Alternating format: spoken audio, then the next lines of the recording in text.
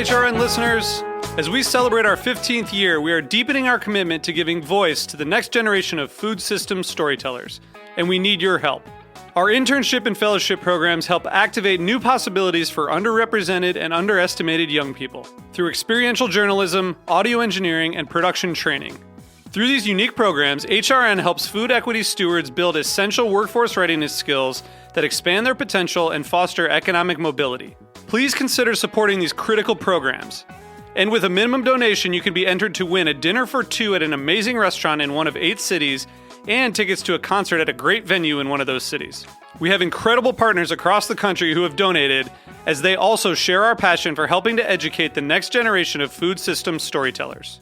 Check out heritageradionetwork.org/15 to donate and enter to win today. That's heritageradionetwork.org/15 to donate and enter to win today.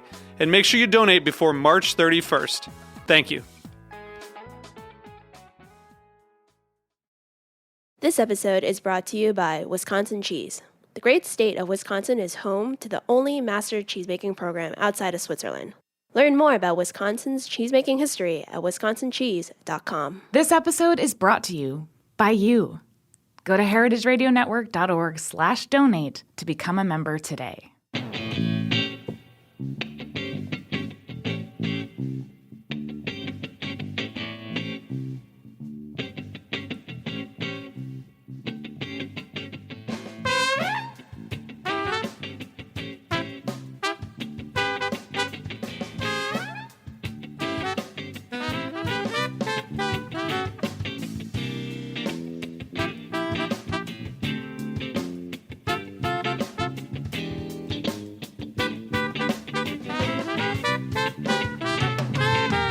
Welcome to the Grape Nation, your weekly wine journey. Our guest is Aldo Sohm. We'll talk to Aldo about his new book, Wine Simple.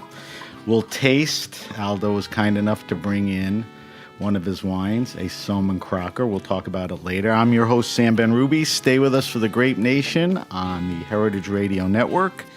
We bring wine to the people. All right, Aldo Sohm is an award-winning sommelier, including the best sommelier in America. He's been the wine director at the legendary 3 Michelin-starred Le Bernardin restaurant in New York since 2007. In 2014, along with Le Bernardin, Aldo opened the eponymous Aldo Sohm Wine Bar.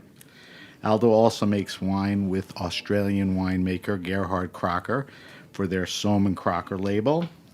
Aldo Sohm's new book, Wine Simple, A Totally Approachable Guide to Wine, is now available, and we'll talk about that. Welcome back to the Grape Nation, Aldo. Hello, thank you for having me. I like saying welcome back because I like having you on. I love being here.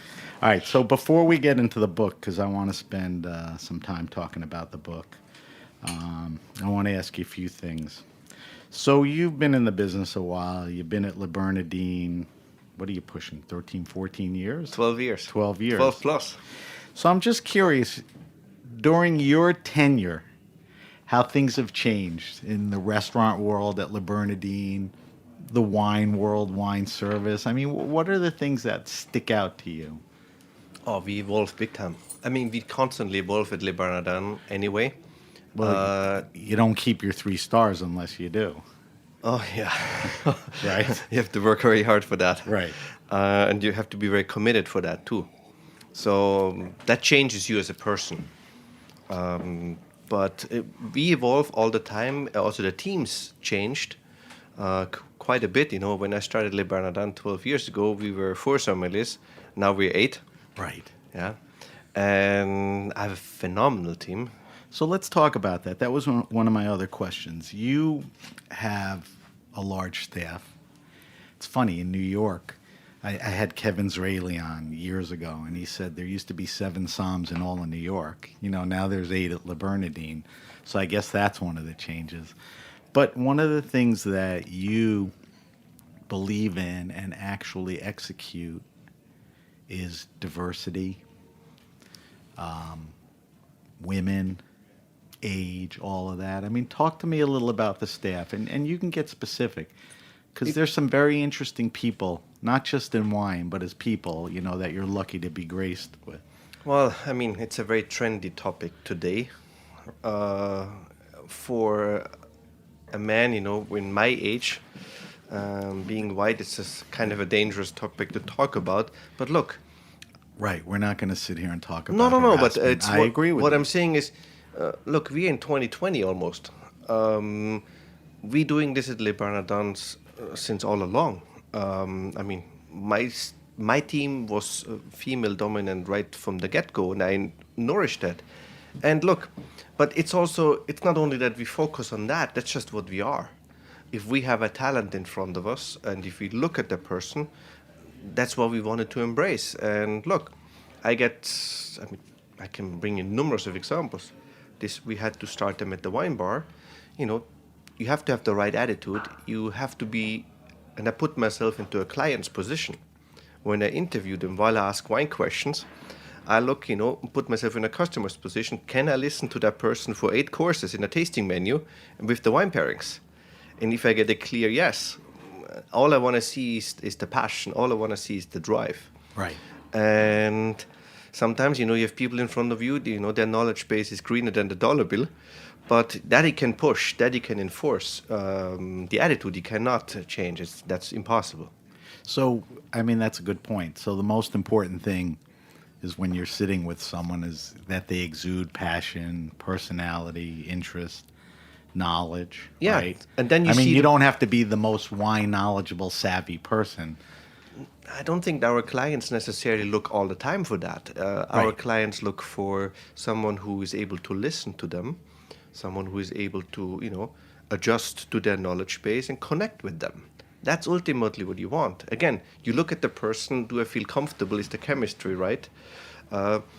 You don't have to know all the 7 subregions of Vineyard Verde because there's very few client base who will ask you that. Right. That's often confused. People are overloaded with The master sommelier test info. yeah, but again, there's a very limited group of people who will ask you that. Of course, it's important. Knowledge is always important, no matter what. Experience, especially working many, many years, that's extremely important because you get to know certain scenarios. You know the outcome by default, by the experience itself. How much, after you identify a person, how much mentoring and teaching? I mean, there's this starts- probably nobody better at it than you. This starts from the get-go. To me, I care for every single one of them. And look, we all have problems, but we have to leave that behind with the moment you step on the floor. Right. So that's a switch you pull in your brain. But I mentor And my entire... most people do that? I mean, they're No, able it's to- hard. It is hard, Again, huh? that's the shifting part. Okay. And that's changing you working, especially at Le Bernardin. That changes you as a person in a sense. You grow up, you become more mature, you're able to hold much more pressure. Because again, the 3 stars, you have to work very hard for them. And nobody wants to hear I'm sorry. Right. So For sure. but so you nourished, and you set also a ground up where they start training with each other, where they start quizzing each other, where they start going outside on tastings with each other, and then of course you train with them or you mentor them also because personal problems encounter, and then you put your opinion onto that, Right. or connect them. If I can't help, I connect them with somebody else. So you nourish that. But to me, also one thing is often important that changed significantly is in today's world, especially with the millennials, they want to have their own projects. They want to strive. Now, of course, old school, you will basically block that. And no, I tell them, listen, you cannot only live off the reputation of the restaurant. I mean, of course, it's great, no doubt Right. about it. However, life has so much more to offer. But Well, you have people that are writing books, Yeah. making their own wines. look, it's I mean, talk about other things besides being on the But floor. look, that's the biggest gratitude to me when they strive. Right. Forget about me. You encourage it. You encourage it, and when they strive, and when you get to see. Look, for me, this is the greatest thing when people come into Le Bernardin and they ask for Marie, or they ask for Sarah, Right. or they ask for Barbara, and I think the wealth of what we have at Le Bernardin is we can cater. Look, it's always a difference. We see this all the time. We have French clients, we have Brazilian clients, we have Chinese clients, and so on and so on. We have the wealth within the team to cater specifically to that client group, and give them as a result a much better service, because we know that. Right. You said something interesting. You said that you would put people on the floor at the wine bar to kind of either break them in or test them, and then I guess bring them. What'd you do before the wine bar's? What, 6, 7 years old? Or no, not even 3 or 4 years. Yeah, that would change significantly. Before that, you didn't have that It's very searching hard. or training ground, right? It's very hard for an outsider to step into the dining room at Le Bernardin and start. I mean, it's challenging. Did that offer you the opportunity to bring in, let's say, more millennials or interesting people, or, because the wine bar is an easier place to start in or break in at? It's probably getting comfortable with. Also, Midtown, you get to see the audience a little bit, and it's kind of where you get your knowledge base is getting nourished up, your experience is getting nourished up, and at the same time they start training back. It goes back and forth a little bit, and that turned out to be an incredible, great resource. And it cheers them up to work harder to get obviously to get promoted to Le Bernardin. Right.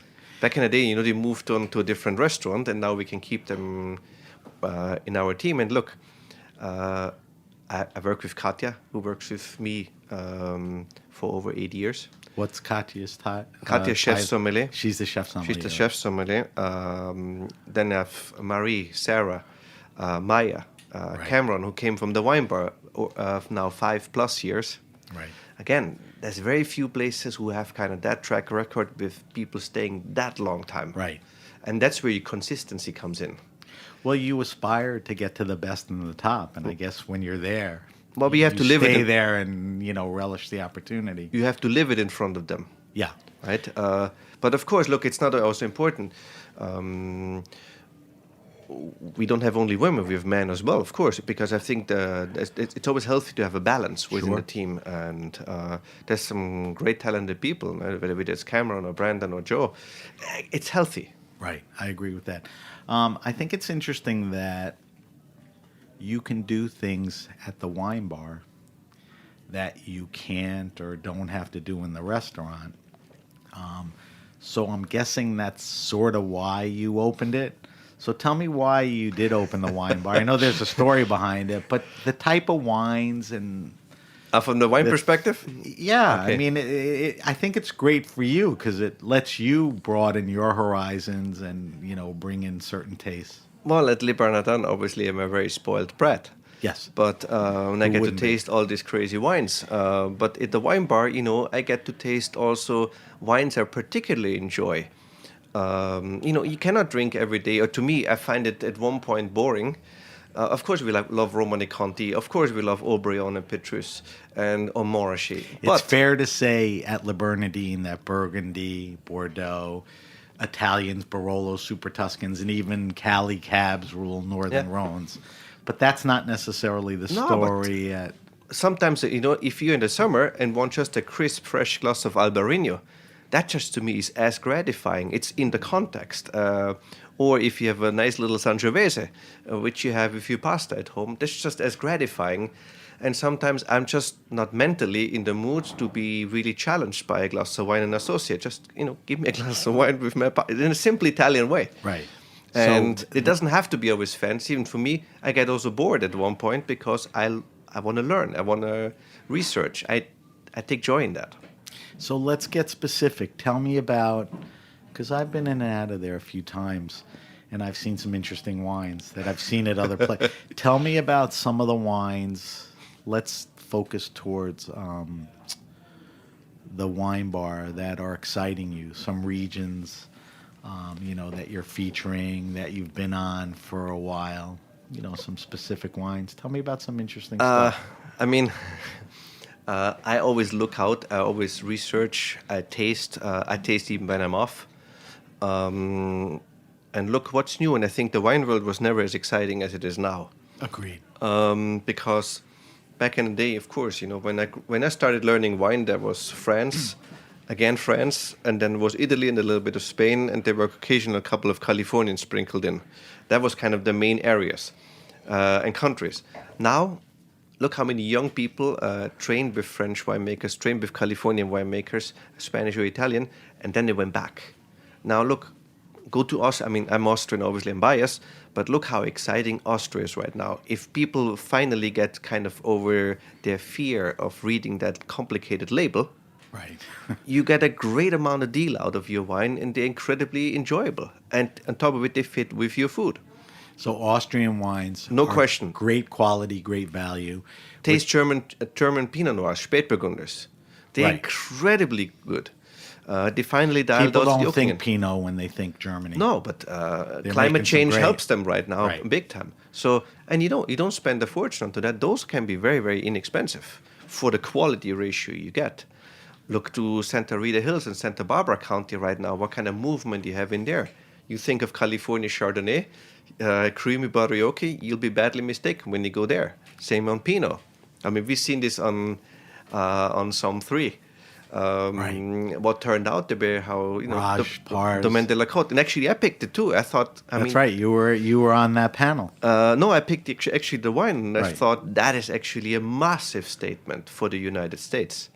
That this wine can, is in the top three, alongside with Burgundy. And compared to Burgundy, And look at the value price range. wise, it's literally a I mean, fraction. everyone can pick a great $200 bottle of wine, but when you go then below 100, then things start looking a little different. Right. What about Spain? Any interest in Spain? Well, my team mocks me. Why? They stopped now, but last year was in a heavy Spanish rant because aside of Rioja, Priorat, and Ribera del Duero, I think the new Spain is right now just booming. Catalonia and the Canary Islands and Ribera Sacra, right? Look what's happening there and the quality of wines you get there, and it doesn't cost much. And taste all these Albarinias. Albarinias 10 years ago, they were supermarket wines. Everybody lowbrowed them. And right now, those are really exciting wines. Again, for me, sometimes what I often observe, and again, I'm a seasoned sommelier, I often observe we always struck to the label. That's almost more important than actually what we really have in our glass. Right. And to me, I always think about Doc Polaner's back labels, the importer, where I say, open up your mind and taste. And I think that's just so important. That's why, me personally, as much as sommeliers love blind tasting, to me, that's the biggest part on blind tasting is because you're neutral. Right. Forget about if you get the wine right. That's, to me, sometimes irrelevant. But you judge the wine on a neutral base rather than you judge it on the label. Right. We can't not talk about champagne. I'm guessing Oh, that's a I'm guessing Le Bernardin was always a celebratory place, so champagne was always in the mix. But the perception. now versus then, champagne's having more than its moment at the wine bar and at the restaurant. Both. I think America is getting finally slowly out of that notion that champagne is only here to toast or start a meal.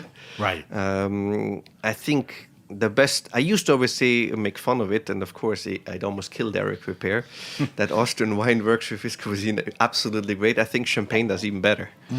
It's to me the best food pairing wine. Period. Of course, with your entree, a glass of red wine is good for the soul. Yeah. However, I agree with that. if you have to pick one bottle of wine which carries you through a couple of courses, champagne will be one of the best choices. I was looking for a takeaway, and that's the takeaway. How versatile it is and how multi-course it could be. Maybe not with a bloody steak, but, I'd do that anyway. But I mean, very few people, cook an 8-course tasting menu at home and Right. make it with one bottle, that you have one bottle of wine with it, because you don't make a 8-course wine pairing at home. I mean, very few. True. All right, I want to talk about the book. There's a lot to talk about. I read it cover to cover, and there's a shitload of information. But I have to ask you the sort of the mandatory questions. The first thing is, this is a question you posed at the beginning of the book, and you asked, why do we need another book about wine? So you brought it up. You correct. answer it. Why do we need another book about wine? Why this book? And we'll get into specifics more.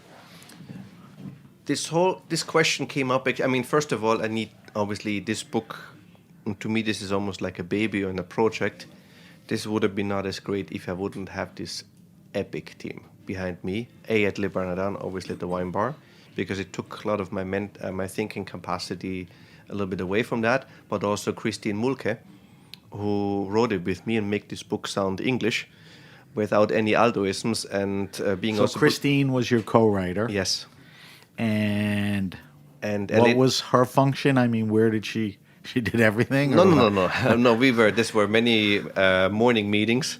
I have it actually in the book. Too many morning meetings. Then the editing part, we did it over FaceTime, Right. Because you And she lose. used to bike up 6th Avenue. you Yeah, would say. I still disagree with her. I mean, I'm a cyclist, but to me, that's just asking for trouble. By the way, Christine just wrote the book reviews for the food section of this past week's New York Times book Yeah. review, Books of the Year, which was nice to see her name there. So she made this book sound English. So we met, and talked a lot. And What does that mean, made it sound English? well, because I don't speak English, I'm from Austria. Okay. So Americanized it or what? She made it and without any Aldoisms. Okay. She cleaned it up. And then we had also Elena Sullivan, which gave, of course, all the great graphics, and Matt Blaze, and then Jen Sitt, which was our publisher. She did an enormous editing and was very precise. Again, this was a new project for me. I'm a sommelier, and the reason why, to answer your question completely onto that, was with our Wine Facts Wednesday, which we do at the wine bar on social media, where we give a 1-minute quick, learning lesson about simple things, what people... So you have the staff at the wine bar. You're sitting around, and Wine Fact Wednesday is... We do this on social media, no? It's Okay. where I present right. a wine I'm sorry. fact. Right. And I've learned one thing by doing that. We talk about simple things. How do you open a bottle of champagne without being scared? Right? How do you store liquor? All sorts of these simple things where people are scared to ask because they think this is so basic that they look stupid by just asking that question. But then, they don't get the knowledge with it, which is kind of, strange. So- And that's kind of what inspired me. And I see also at the wine bar, how do people order a glass of wine? Forget about, being in an office and don't really have the interaction. I see this on a daily basis, and I talk to people what are you looking for, and you see them struggling and reading a wine list, Right. So it's all information from the most simple This is from 28 years experience Yeah. working the floor. to complex. So the compulsion was, let me get this out on paper and in writing so I can help people? Yeah. Just your body of experience and all of that. Yep. So when... And again, I work on a daily basis at Le Bernardin, work lunch and dinner, and same at the wine bar, go back and forth. So let's talk about how you wrote the book. So you're a busy guy. You basically work retail. You're in the restaurant all day, all night, lunches, dinners, and all that. When do you have time to write? On my day off. Okay. And in the morning, But just because you had a day off and it was the morning doesn't mean you're always in the mood. You well, forced yourself. we work at Le Bernardin. You don't have to be necessarily in the mood. You pull that switch and you make it work. So when did you start? Two things. The idea of writing a book was when, and when did you really start, putting notes together and organizing The for idea book? started, one of the big mentors is Eric Repair, obviously, for it. He helped me to get this up. The pitching started exactly 2 years ago. Okay. And That's relatively short time. yeah, tell me about it. 2 years ago, to write and... And then the contracts, and then you put the proposal in, then you design the proposal, and then on and on and on. So the writing itself was in 14 months. Okay. So there was vacation, days off, early mornings. Yeah. For those 14 months, were you always on as far as the book? Like, here's an idea, or I have to jot this down, or I got to get to the table for an hour. I mean, were you consumed with that? I mean, look, yes, but look, wine is my passion. Right. So it wasn't work. Yes, it is work, but to me, look, I wake up in the morning and have a smile in my face. So this is what I love. I mean, wine is my passion, cycling is my obsession. Right. So, and with cycling, sometimes I just got off for an hour, did a couple loops in the park and to clear my head and think over a couple of things, and then back to the computer. did the cycling take a hit because of the book? It You suffered. cycled, It even though it suffered. was a good release, it did suffer? It suffered. So what does that mean? You put a couple of pounds on or something? Yeah, I mean, with age that gets increasingly difficult. So 14 months, and I'm guessing you finished right up to, We finished in the script. June. You did finish it. We Okay. finished in June, and then in printing and handed everything back in, printing, then until it's marketed and getting out. And it came out when, in October? November 19th. Right. So it's less than a month, which is why you're here now, because we want to talk about it. And the timing is actually perfect because it's the perfect gift Oh, it's for somebody who loves wine or somebody who wants to learn more about wine. Aldo, we're going to take a quick break. We're talking to Aldo Sohm. Aldo just wrote his new book, Wine Simple. He is also the wine director at Le Bernardine and the proprietor of Aldo Sohm Wine Bar. When we come back, we'll get into the guts of the book. You're listening to The Grape Nation. I'm Sam Ben Ruby on the Heritage Radio Network. We'll be right back.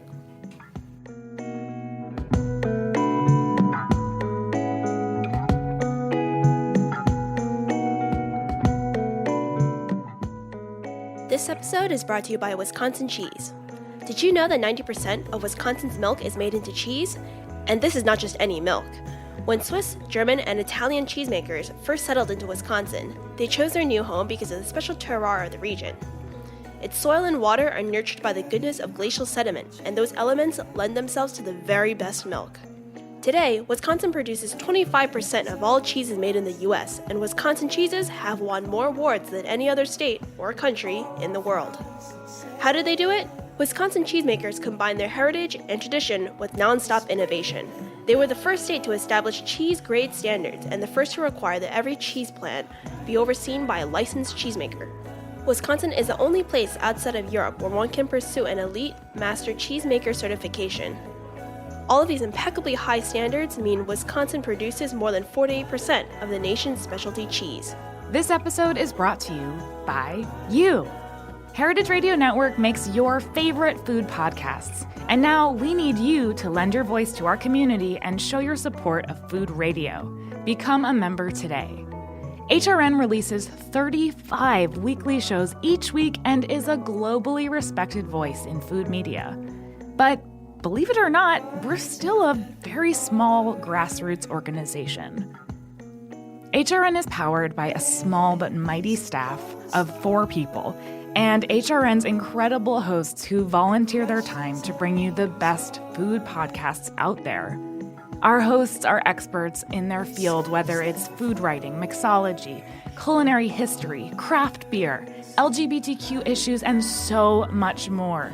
And they're committed to making sure that the stories that matter to you keep coming each week. We believe that a thoughtful, committed group can change the world. So join us. Add your voice and support HRN by making a donation of any amount. Go to heritageradionetwork.org/donate. All right, we're back. We're back with my guest, Aldo Sohm. We have Aldo here to talk about his new book, Wine Simple. Aldo, was writing the book harder than you thought it was going to be? Not as hard? As fun? Not as fun? I mean, the process? very hard. Okay. But I like challenges. In what way? The amount of work or the amount of work time? is obviously a lot. An hour is often feels like a minute. Really? When you research, when you interview other people, we went out and had dinner with young millennials, young foodies, who were interested in food but were scared and just on the very beginning of wine. So I picked their brain. The whole natural wine topic, another I whole want thing. to talk to you about that. Yeah. I think you're a pretty good person to talk about it because of your experience, and you've become somewhat of a practitioner. But we'll naturally, weave into that. When you buy the book and you look at it, it basically breaks down, if you look at the chapters or sections, into 4 or 5 sections, that including an epilogue. And I'll tick them off. I mean, the chapters are what is wine, general, how to drink. You really teach people how to drink. how to evolve your palate, which is sort of the next level thing and something you could teach people.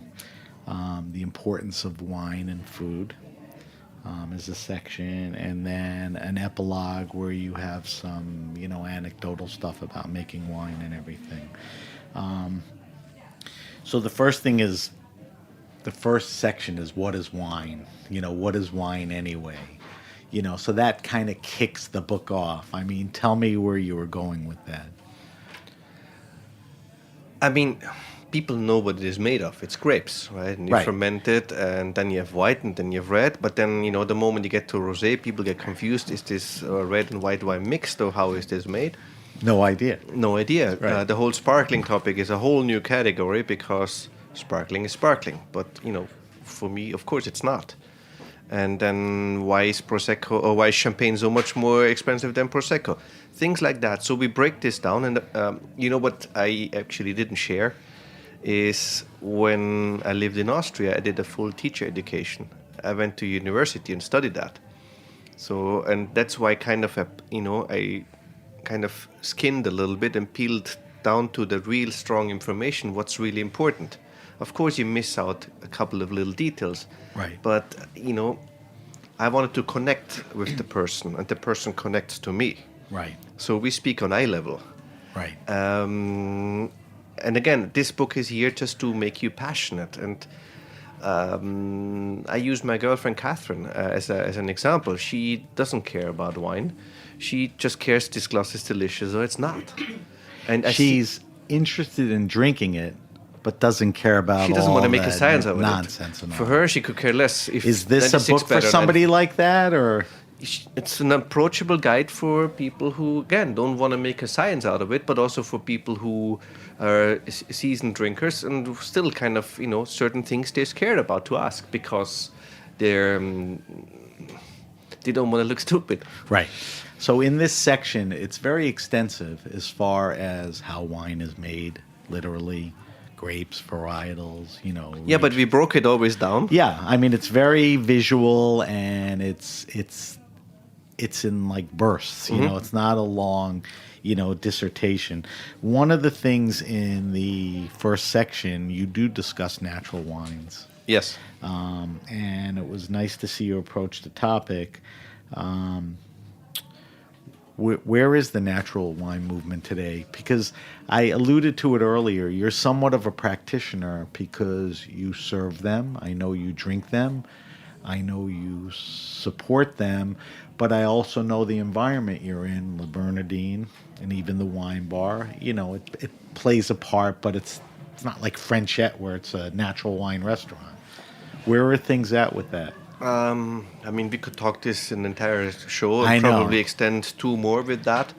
Look, I think the natural wine movement is an excellent movement because it brings a whole audience to the topic wine, which wasn't there before. So there are people that are coming to wine just because of the natural wine movement For part sure, of they it. read about it. And Okay. again, it's a very catchy So we term. like that, right? And of course, it's also, when we read this, that the wine is not sulfured and there was no chemicals within the vineyards and very minimal intervention in the cellar. Of course, we all like to do that. Right. Now, look, before the book, I was very strong against it because I thought there's a lot of marketing behind it. And, there's, of course, very strong personalities. But with the research, I learned one thing because we went out with this, we call them guinea pigs at the end, right? Right. I don't think that's an appropriate term. It's all right. But we used their palate because I wanted to see how did these young people taste. And it was very interesting because in this experience, I brought champagnes, I brought sparkling wines, I brought Chardonnays, I brought Rieslings from dry to off-dry. None of the response was as strong as a natural wine. Really? It was fascinating. And I said, and again, this is not easy to understand for someone who gets into wine. So, and the response was the strongest because it said the wine tastes different. It does. It tastes different. I said, well, what does that mean? And interesting enough, and then I sort of as a traditional sommelier, and classically trained, I crushed the wine. And all of a sudden I was the outsider. And the only thing where I got it back was because I observe a lot. That's actually my main job. So I saw, I said, look, one thing I've learned in my experience is no matter how many Parker or Wine Spectator points a bottle has, the best bottle of wine is always the one which is finished first. Right. That's the obvious. Or if you go out, if your Right. bottle of wine is finished right after the appetizer. Right. So look, we've reviewed this right now. All the sparkling wines which you really couldn't care so much and went over your head, empty.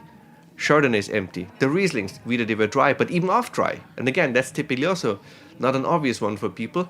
Empty. The only bottle of wine which is still a third full is the wine which you were so excited about. What does that tell us? And Exactly. it was very interesting. So now I ask you now, and let's be honest, would you order another one because you were so excited about it? And they said no. So I took this, of course. I was very stimulated. Then I asked Raj Par. Well, that was the other nice thing. You, as far as the whole book, but in natural wine, you conferred with the Rajas and the Pascalines, Alice. Then I asked Raj a whole question and I went through that, and the answers were so interesting because you cannot be dogmatic. One thing I do not want to be is dogmatic about things. The book has no dogma to it. Zero. Right. And then I thought the answers were so interesting, and I thought, one who is in the most forefront is Alice Fearing. So I called her and I said, Alice, you know where I'm standing, but I'm not here to pick an argument with you. I'm here because I don't know anyone more out there and more knowledgeable about that than you. And it was a full morning conversation. Christine was writing and recording, like full on, plus a full page of follow-up email, and it was stunning. I've learned so much. And now, to me, I did one thing a little bit. I moved also a little bit to the natural thing. One thing I really want to be also very clear about it. And I said, look, this is what I've learned. This natural wine camp is you have the conventional and natural. And this is almost like our political current environment. Right. And I said, this has to stop. Wine is here to get people together. So let's find the bridge. Because typically when you have people on the bar and you put 2 glasses of wine in front of them, you'll see within 5 minutes they talk. Right. But we cannot have this separation, if you're not with me, you're against me, and all sort of this stuff. This is wrong. I still, unfortunately, think it exists a little. But I think, we're moving more towards the middle, and that's where we should be. That, to me, typically, the truth is in the middle. It's not in one extreme or the other extreme. Of course, I'm not for the chemical wine, and I'm not for the mass-produced wine. And but nobody's for crappy wine, No. whether it's natural or It doesn't- regular. exactly. So it's a very good take on the book on that. The next section you really talk to people about how to drink. And you tell people, how do you learn what to like? You sort of have a philosophy and all that. How does somebody learn what to like? Is it as obvious as the question? No, sometimes people don't really know what they like, and I see this quite often. It actually fascinates me. In the restaurants and all In that? general. In general. You just walk through New York, or do tasting. You have someone experienced next to you, someone who is not experienced. I promise you, that person will always look over the other one's shoulder. What does he like? And that I like too. Right. But again, look, you might love oysters. I don't. Who is right and who is wrong? Me. No, it's not. No, I'm joking. But that's a perfect example. So Oysters are very polarized. look, the wine world is so big. Look, if we follow all the cultish winemakers, there's not enough wine there. And if you just want in the mood for a simple glass of Pinot Grigio, by all means, So drink what you like. drink what you like. Look, Figure out what you like. you will evolve one way or the other. Look, at the beginning, we all start with large Australian Shirazes, like the yellowtails and that. And you know what? That's great. Eventually, your palate will evolve. Or not, but it and that's could. okay too. So what? So that's your philosophy. Just drink, And learn. have a good time. Right. Don't forget, life is short. Don't overthink it. All right. Then the next section we talk about how to evolve your palate, which obviously is an extension of once you're drinking and you're learning to drink. You talk about trying more and your taste will change. What does that mean? If you keep drinking more, your taste will change? Yeah, by all means. I mean, this What is if food, you the find same something thing. you like? I mean, That's a great thing. But look, sometimes people are more hung up on vintage charts. Is this a good vintage or is this not a good vintage? And sometimes, you have great experience from wines from off vintages. Because, first of all, you don't expect anything. and you're positively surprised. The price point is typically also lower than from a great vintage. And So don't get caught up with all of not that. necessarily. I mean, look, for the majority Yeah. of wines we drink, the vintage is important, but not that important, because by the time they get really to peaking age, they're gone already, because we Right. drink them too young anyway. Right. There was something in the book, Aldo, I couldn't figure this out, and it was an interesting thing to me.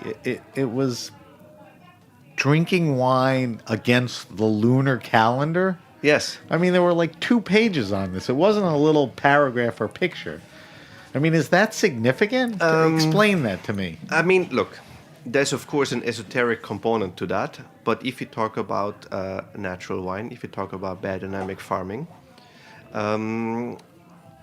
of course we can talk also about that endlessly. Is this a root day? Is this a leaf day? What's important, I think, is we humans have a tendency to blame it always off of us. Right. Right? The wine doesn't taste as great today because it's not a perfect day to taste. Right? I personally believe it's us humans. We are less consistent than the wines are, because look, we react with high pressure, low air pressure. If you go Right. in altitude, we smell also different than we do it down here. If it's full moon, we react to that as well. It's So just we there's blame it really onto the wine. something to that, yeah. If you part in an argument, it's always your partner's fault first. Right. Don't get into that. But it's interesting point, to make people this aware. It's legit, I think, though. Yeah, I mean, you can, I mean, you're right. It goes to the biodynamic thing, too. But, I mean, I think people... it's interesting for are me to naturally- observe and maybe compare and be open about it. Don't just write it off. I just thought, with all the information, I come across this thing and I'm like, Jesus, I need you to explain this. All right, the last section in the book is wine and food, which is really something you live. I Yeah. mean, you're around the best wines. You know as much about wine as anybody, and certainly you are around the best foods and everything. You talk about how wine can make or break a meal. Totally. Explain. I give you a perfect example. I think people kind of know it, but hearing it from an expert like you would clarify it. Look, sometimes I am very passionate about wine. People are often very passionate about wine. And let's say, and I see this often, they get onto these big, bold Cabernet Sauvignons. And they come to Le Bernardin and are very passionate about it and order a Dover sole or a poached halibut with it. Now look, both things can be really great and probably are very good. The trick is they don't really connect. When we look ultimately, and if you want that, of course you can have that. There's no judgment from our end. Not at all. We cannot afford that. And there's also no ego taken there either. But I advise people, look, if you want to maximize your experience, you look for the perfect pairing. A perfect pairing is, to me, always, it's like with humans. When two humans connect, they interact, and all of a sudden they elevate both together. Not one dominates the other. And once you have that experience, whether you realize that or not, you leave the place more in harmony and think, wow, this actually resonates with me. That's how it works. Typically, again, this can be conscious or unconscious, but sometimes you see that the food didn't strike me, but it's not often because of the food, it's more the wine also. The interaction is not as clear between both elements. I mean, how many people in the restaurant will not take that advice? But that can happen too. But listen, that's, again, if I advise you and I tell you, listen, this might be not your best choice, but of course, by all means, if this is what you look for, no problem. Huh? Right. So wine complements food. We are here in the hospitality industry. And look, we serve and make sure people have a great time. Whether we agree with that or not, again, I'm not sitting with you on the table. I think people are intimidated by wine. I think they get intimidated by sommeliers. Yeah. I think everything you've said in the past hour sort of defies all of that, because the people that you bring in and all your philosophies, which are laid out in the book. But a smile doesn't kill anyone, no? No, I mean, yeah, and the customer is, in a way, always right, but you want to steer them in the right direction. You finish the book with an epilogue, and you talk about a lesson in humility by making your own wine. Explain that lesson. I'm speaking candidly and very open to that. When I got into this making wine, I obviously was very successful when I competed, and I thought I knew a lot about wine. And that thought got crushed very quickly when you walk with winemakers, walk through the vineyards, and talk about certain farming differences. You get to realize how little you actually really know when it comes on that part, and that actually wasn't the worst. The worst was in terms of tasting. How? Look, when I visit, when typically someone visits a winery, it's like visiting a large family. Right. They line up the well-behaved children up in the front, and the naughty ones are locked away. But the reality is, we learn from the naughty ones the very most. Right. So I have also right now. I spoke with Piero Incisa today, this morning, from Chakra. I said, look, I can So experiment an now. Italian winemaker making Pinots in You know, South it's- America. Yeah, and also Argentina. the Chardonnays now with Jean-Marc. Right. And Interesting Jean-Marc Rouleau project. is such a mentor to me also, because I worked Harvest in 2015. Is now I can experiment. Look, being dogmatic often have strong opinions is a good thing, but if you can get a foundation, because I've tried that and I know the outcome. Right. I've tried the non-sulfuring, I tried the non-fining. This sounds, of course, all great, but what is the result I'm getting? And that's the fascinating thing for me as a sommelier. So that's why I swim sort of I'm in this weird position where I'm on both sides, and I get to see also how distribution, import and export works. So that it had to give you a much deeper understanding Totally. of I mean, you look at a bottle and it just means that, how it got there, you kind of live through it. It's not an easy process in every sense. You live through it. Sometimes, something is advertised, which this can't be true because of this and that and that. And you get also to see the growing pains with it. You see when a difficult vintage is, listen, they struggled with this, they struggled with that. You get to know that. Right. And that's the greatness, actually. And I struggled with that too. And I said, damn, this winemaking is really hard. So the wine is Sohm Crocker, Kracher, Gerhard. Gerhard, yeah. Gerhard Crocker. And we're going to taste it in a few minutes. And you've been making it how long, Aldo? 2009 was the first vintage. We started with one label. Now we're in 4. Wow, we're talking almost 10 years ago. Yeah. That's amazing. All right. I want to subject you to our wine list, but before we do that, what was the hardest thing about writing this book? Any regrets? What was hard? I mean, you love the way it came out. I texted Christine this afternoon. I said, I really miss your croissants. So She always brought the best croissants. the process, the people, process, the right? people. Being with I her, the love just with croissant. people. I think this is the very best of New York anyway. The people are the very best. Right. And I miss the research a little bit. And I miss kind of, for me, it was a little bit like competing. You had to put the entire focus onto this project, cut everything else out. Otherwise, you wouldn't do well or win or Yeah. it required. It's just, it's a little bit setback like that, where really it's the full focus on. Do you have another book or another idea in you? I know probably not today, but No. can you imagine doing this again? Never say never. I learned this Right. lesson very quickly before I came to New York. I don't know yet. I have no means. The book is first response is overwhelmingly positive. Not in my wildest dream I would have allowed to dream for half. So this is I agree. humbling. It's been critically acclaimed. It's been on some people's favorite lists. The book is called Wine Simple, and you can get it at any good bookstore. You can get it on Amazon, right? It's available everywhere.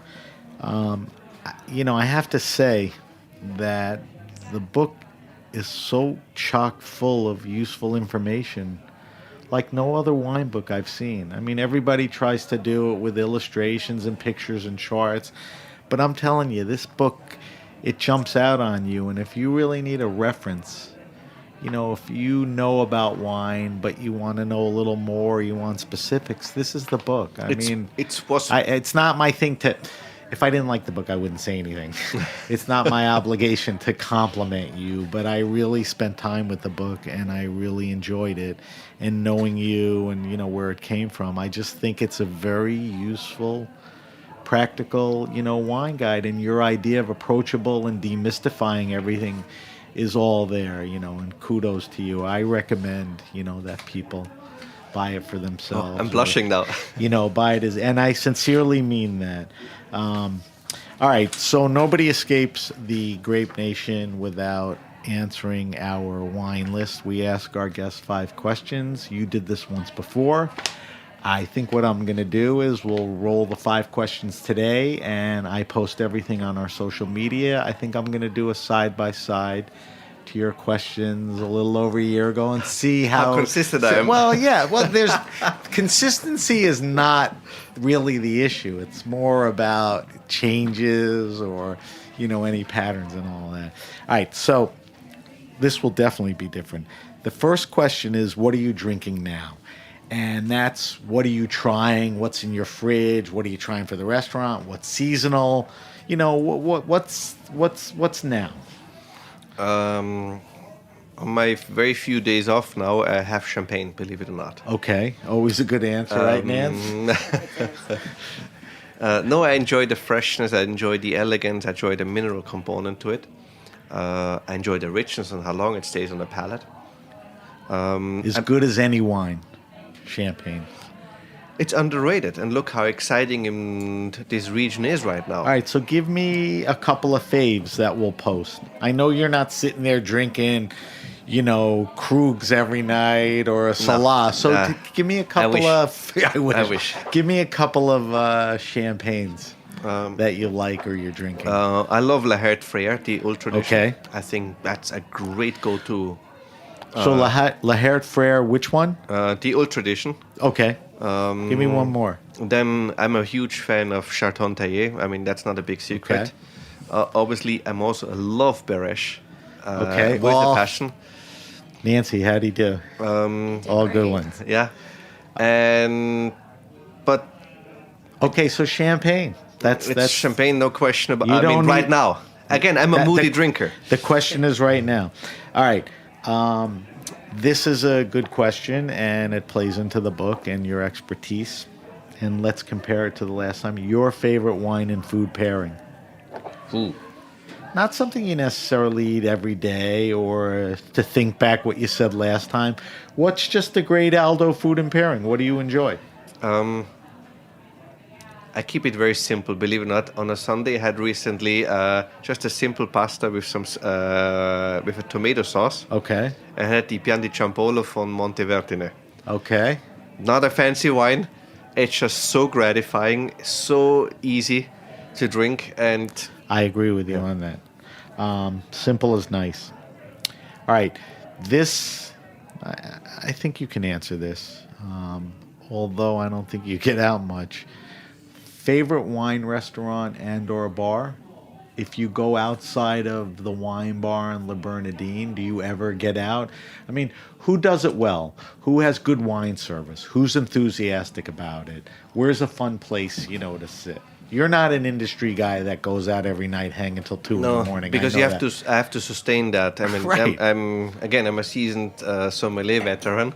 I have to function the next day because I work 5 doubles. Right. So I had a long talk with Bobby Stuckey about that. On top of it, how do you maintain the focus? How do you maintain the passion? Bobby's a runner. You're a cycler. You both have that release. And if you go out every night, you cannot sustain that. So, but still, when I enjoy it sometimes going out. So, I go to Racine's. Pascaline. Love her. Great place.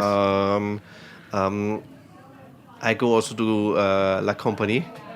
Caleb. He's doing a great job. I'm obviously never upset if I go to Charlie Bird or Pasquale Jones. Right. Those are the guys. See, those answers come up over and over again on the show because those are, good, comfortable. Absolutely. I go to the Franks.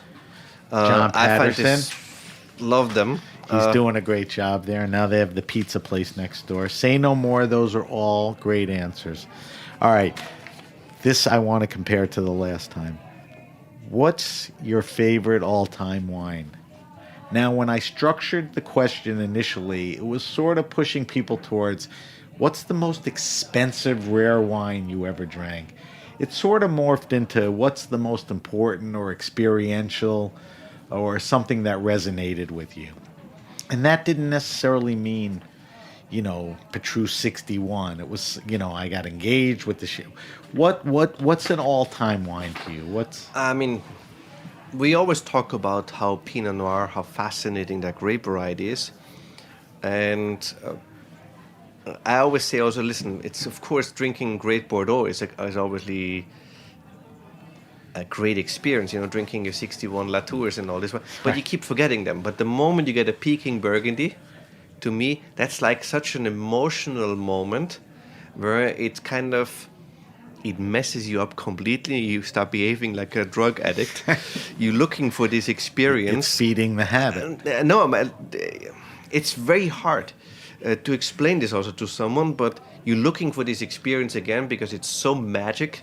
And of course, my Burgundy, which struck me onto that, was a 1980 La Tâche. And I had another experience just to make this in a more normal way. I had this also, the old French had Marcus, that restaurant with it. Yeah. And I had there a 1983 Domaine Tempier Bandol. And they had this braised pork shoulder with a little bit of this rosemary jus with it.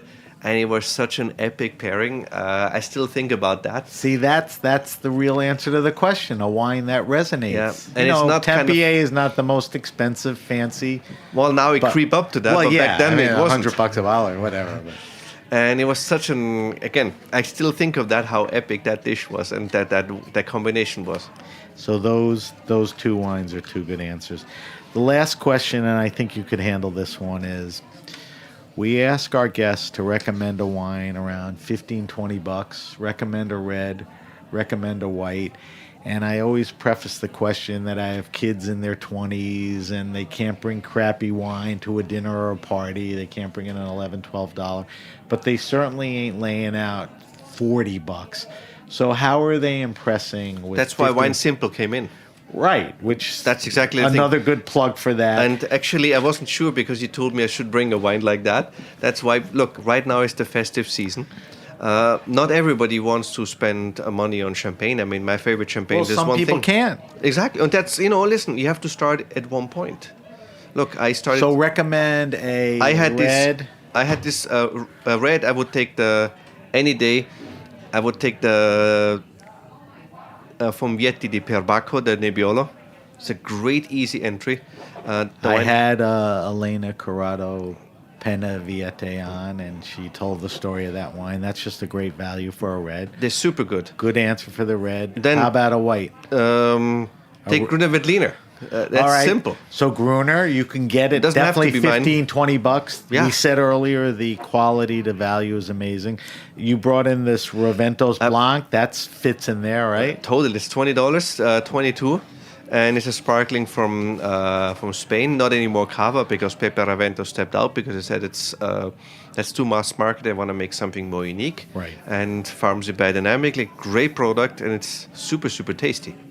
So I will post all of Aldo's wine list answers so that you can go out and, we'll share them with you. And all the wines we drank today. Good job on that, Aldo. Like I said, we're going to do a side-by-side, and let's see how that works out. For some reason, I don't think it's going to be too crazy. I'm a seasonal drinker. Yeah. Well, yeah, I mean, different season then. I have to look up what date you were on, and we'll see what time of the year it was. All right, we wrap the show up with a segment called the Weekly Wine Sip. I asked my guests if they would kindly bring in a bottle of wine. It only makes sense for Aldo to bring in his own wine, the Sohm and Crocker. Aldo, tell me a little more about the wine. We have a few minutes, vintage, type of wine, characteristics, and then we'll evaluate it in the glass. Me and my wine tasting team of Nancy and Allison, okay? Now we have pressure today. So this is the Sohm and Crocker Gruner Veltliner St. Georg. So this is a single vineyard. It's a little unique Gruner Veltliner because it's grown on limestone-rich soils with a lot of fossils in there. So this reminds you more to Burgundy. Because of the limestone? Yeah. Okay. I mean, look, Gruner Veltliner often is based on Löss or Nace. And, of course, if you make those wines taste very, very different by default. And here we had to work also with Stockinger barrels and some used barriques, 5-year-old barriques, just to soften them out and make them more smoother. And the wine has power, and what I always look for is textural wines. Of course, if you want to have something simple, you can have the Gruner Veltliner Lion. Right. Which is the I think that's what we tasted last exactly. time. Easy to drink, What's fresh. the vintage year on this? This is 2016, so All right, this is the let's- current release. Let's pour it out. Spread the love, Aldo. I'm old school. I do the ladies first, if that's okay. Yeah. Of course.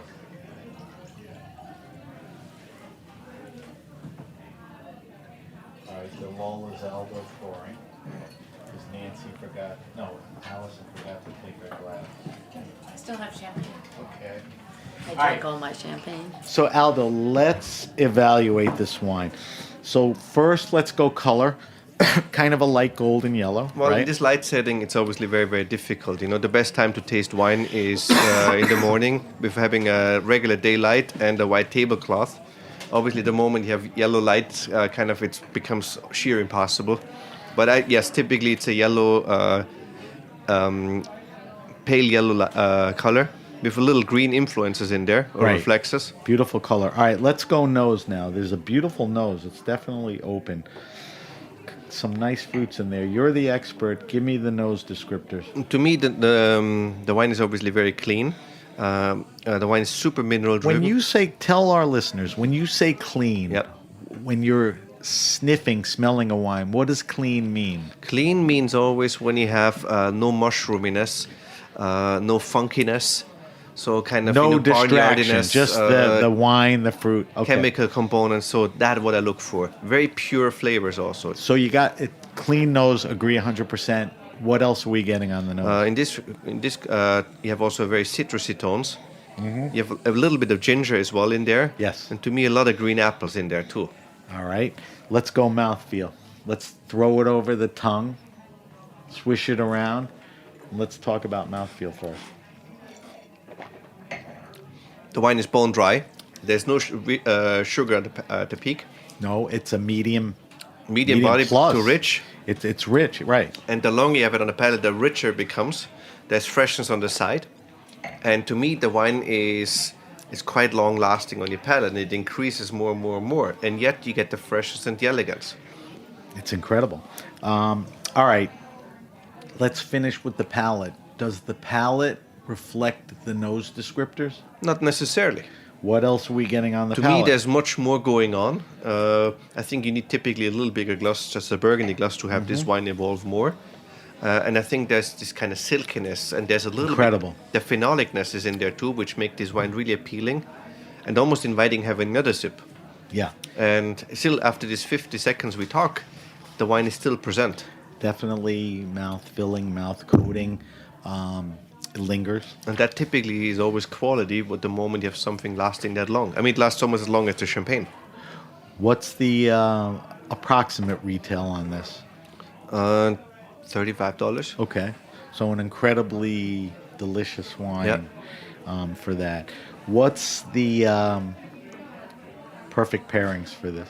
To me, Yeah, scallops. scallops. If okay. it It has the butter sauce richness with and it, body for the scallops this and is the sauce. meant to be. Or if you have some lobster dishes or some langoustine dishes, I mean, this is just easy to work with. So, you like this wine, Nancy? I do. I like that. Allison, you like it? It's a very rich, delicious wine, right? Kudos to you, Alan. That is the Sohm Crocker. What's the designate? St. George, St. George. Okay. because it's made in the village St. Georgen. right.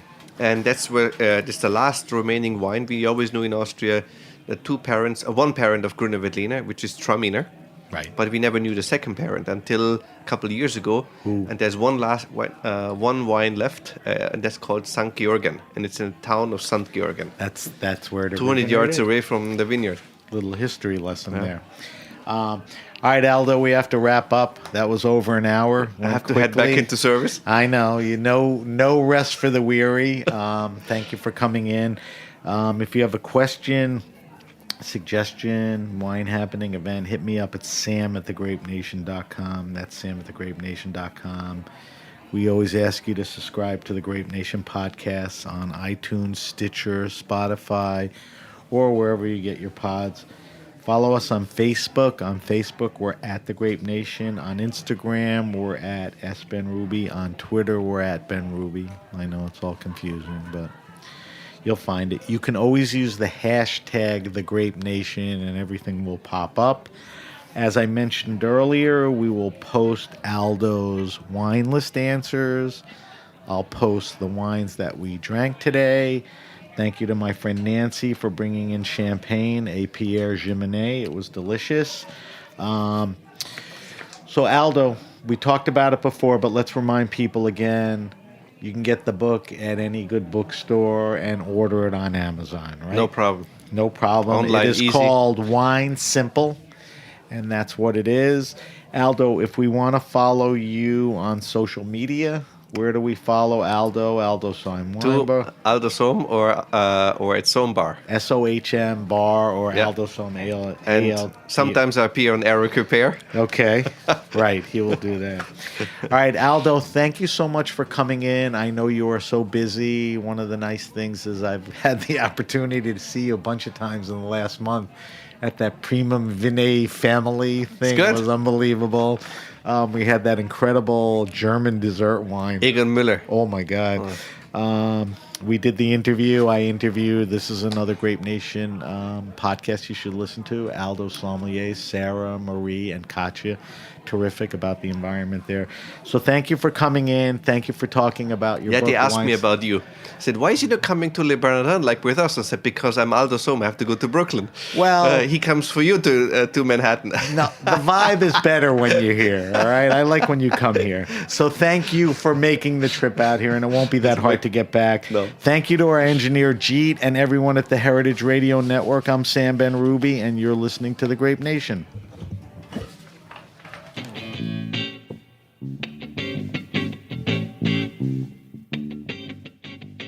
The Grape